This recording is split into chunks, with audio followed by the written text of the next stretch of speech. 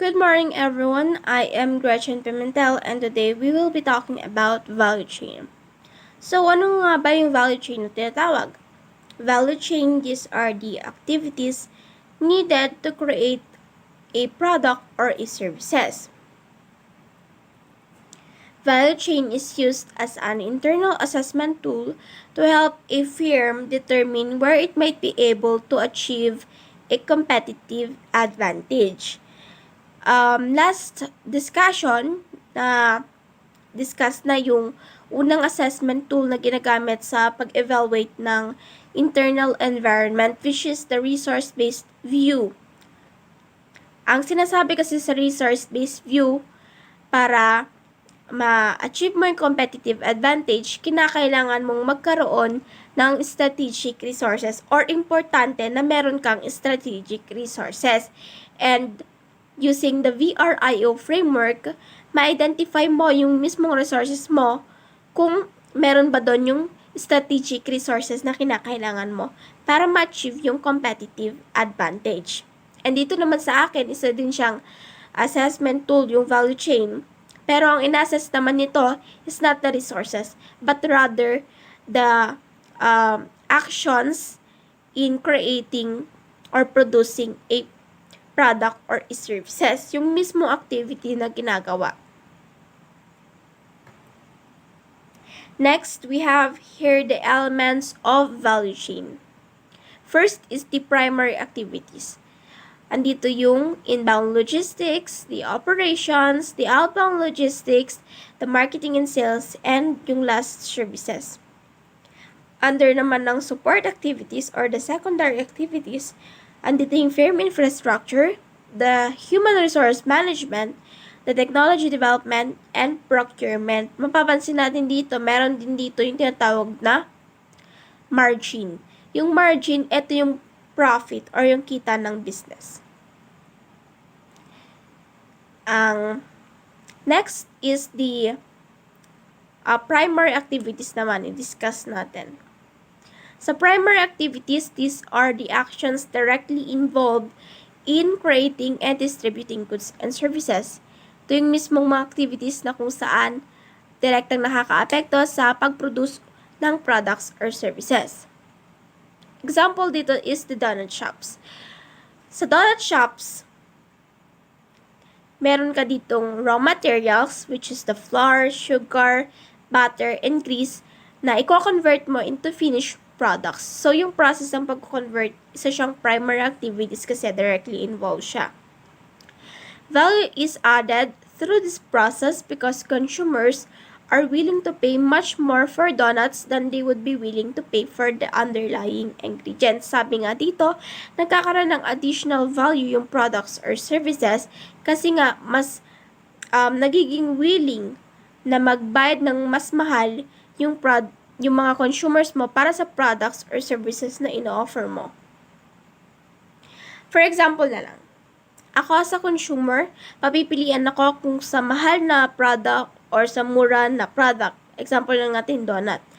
Sa mahal na donut, sigurado masarap siya. Gawa na siya.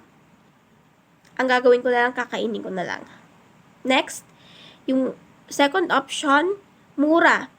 Pero ako ang bibili ng raw materials.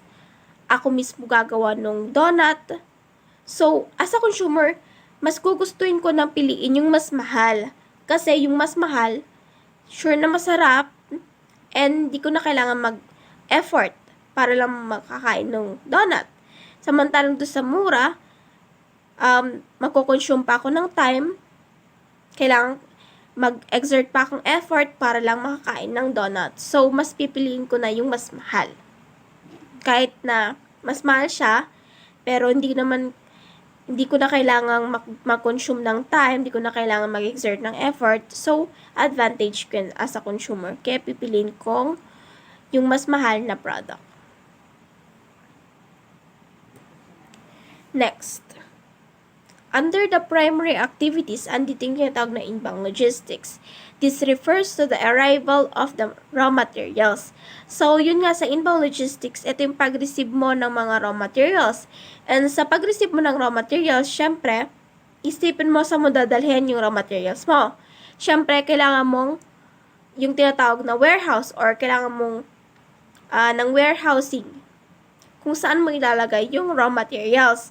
So, sa warehouse, since may cost ka, may expenses kang na-incurred dun sa paglalagyan ng raw materials mo, so magkakaroon ng additional value yung products or services na ino-offer mo maliban dun sa cost mismo ng raw materials na ginamit. So, dun nagkakaroon ng additional value yung products or services mo. Next, dun sa operations.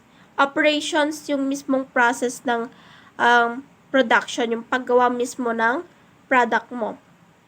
Sa pag-convert ng raw materials into finished products, syempre, kinakailangan mo ng tao para kikilos para gumawa nito.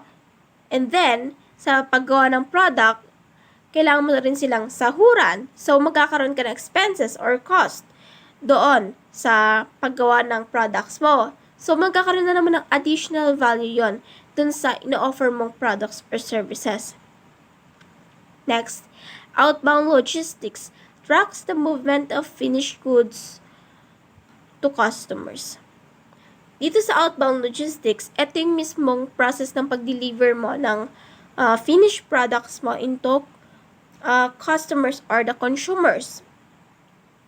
Siyempre, sa pag-deliver mo, meron na namang tinatawag na delivery fee. May cost na naman. So, nagkakaroon na naman ng additional value yung product na ino-offer mo. May dagdag na namang halaga para dun sa product or services na ino-offer mo. Next is the marketing and sales. Attracting potential customers and convincing them to make purchases is the domain of marketing and sales. Sa marketing and sales, syempre, hikayatin mong bumili yung mga consumers mo.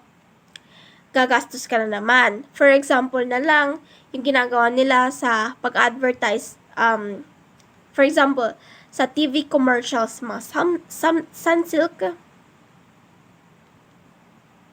Example na lang is yung Sunsilk sa TV. Siyempre, sa pag-advertise para ma-introduce yung product mo, para bumili yung mga consumer mo, kailangan mong gumastos sa advertisement. So, additional expenses na naman, additional value na naman yun sa products or services na ino-offer mo.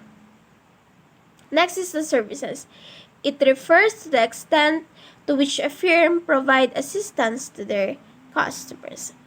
Ano-ano ba yung mga services na ina-offer ng mga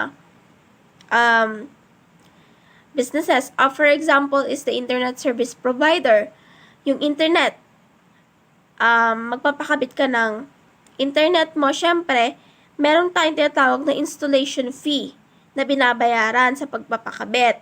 So, additional value na naman yun, additional expenses nila yon. So, magkakaroon ng additional value yung products or services na binibili mo. Next, secondary activities are not directly involved in the evolution of a product, but instead provide important underlying support for the primary activities. So, ito nga secondary activities, ito yung mga activities na hindi directly nakaka-apekto or involved dun sa pag-produce ng products or services kasi nga support lang sila.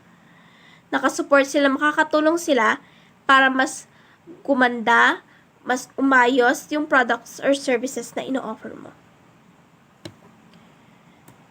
Next, ayan, under the secondary activities, andito yung firm infrastructure. It refers to how the firm is organized and led by the executives. The effects of this organizing and leadership can be profound. Yung mismong pagli-lead ng organization, yung mismong pamamahala dun sa loob ng organization, ito yung firm infrastructure. Makakatulong siya syempre kung maayos yung pag-manage ng financing, pag-manage sa marketing, sa planning, sa paggawa ng mga strategy, merong mga tao para doon na nagmamanage, syempre magiging maayos yung pagpapamalakad ng organization na makakaapekto sa pagpapaganda ng pagproproduce mo ng products or services. Next is the human resource management. Sa human resource management, this involves the recruitment, the training, and compensation of the employees. Siyempre, ito nga yung training nga. kailangan sa or isang organization, kinakailangan pag nag-hire ka ng employees, kailangan skilled.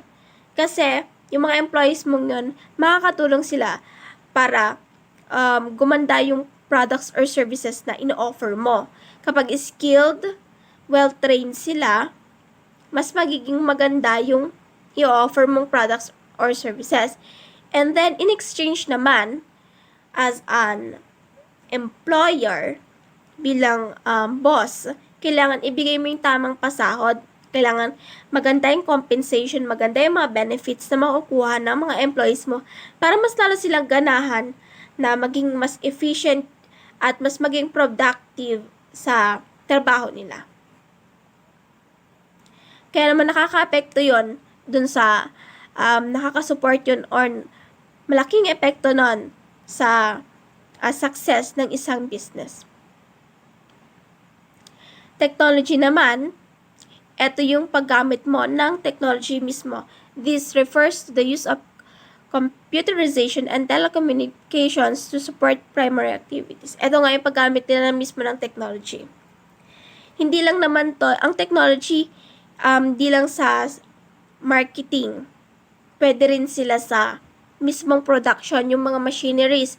Pwede rin yung communicate nila sa mga customers nila using the computers. Pwede rin naman nakakatulong yung technology sa pag-organize ng mga datas, ng mga inventories, mas accurate at mas organize yung pag-gather mo ng data at pag-input mo ng data nun sa computers. Kasi nga, ang technology, malaking part siya as a support activities, malaking part yung hinahawakan ng technology kasi kapag pangit yung technology mo, hindi maganda yung mga machineries na ginagamit mo, mas mabagal yung pag-produce mo ng products or services, and mas mabagal din yung kita mo. Next is the procurement. Sa procurement naman, these are the process of negotiating for and purchasing raw materials. Sa procurement, andito yung pakikipagtawaran mo sa mga suppliers mo.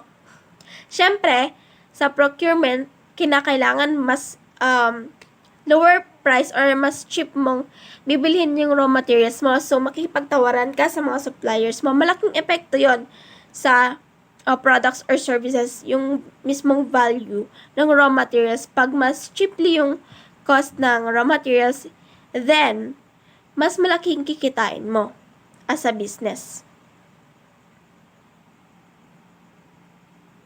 Next, secondary activities. Sometimes competitive advantage is achieved from the support activities of a firm as opposed to the primary activities.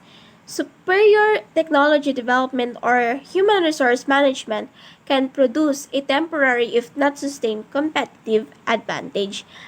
A strong research and development arm in pharmaceutical company can develop medications that are patented and cannot be imitated.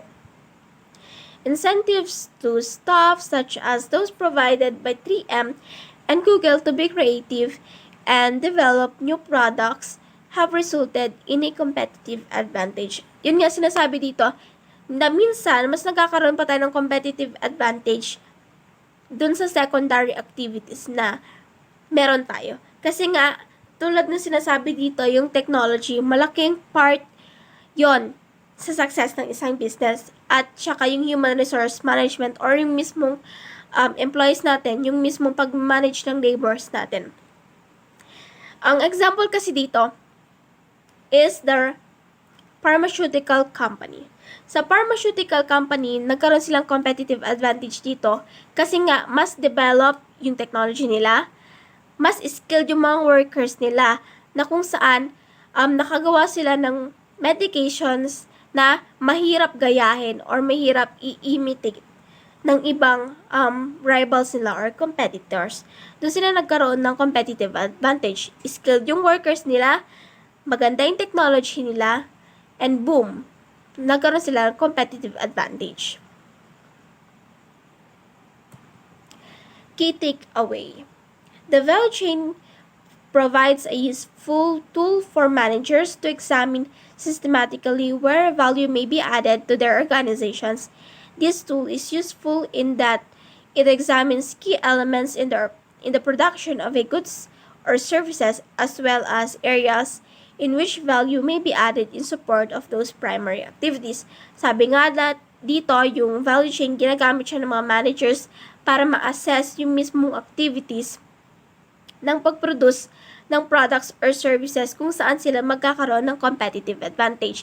Identify nila doon kung saan sila pwedeng mag-reduce ng cost, saan sila pwedeng magbawas ng mga expenses, at pwede rin nilang tignan doon kung saan sila dapat mag-focus, mas maging efficient. For example, yung sa mismong production, dapat mas maging efficient yung pag-produce ng products or services nila. Next, conclusion. This chapter explains key issues that executives face in managing resources to keep their firms competitive. Resource-based theory argues that firms will perform better when they assemble resources that are valuable, rare, difficult to imitate, and organize to capture value. When executives can successfully bundle organizational resources into a unique capabilities, the firm is more likely to enjoy lasting success. Different forms of intellectual property, which include patents, trademarks, copyrights, and trade secrets, may also serve as strategic resources for firms. Examining a firm's resources can be aided by the value chain, a tool that systematically examines primary and secondary activities in creation of a goods or a services.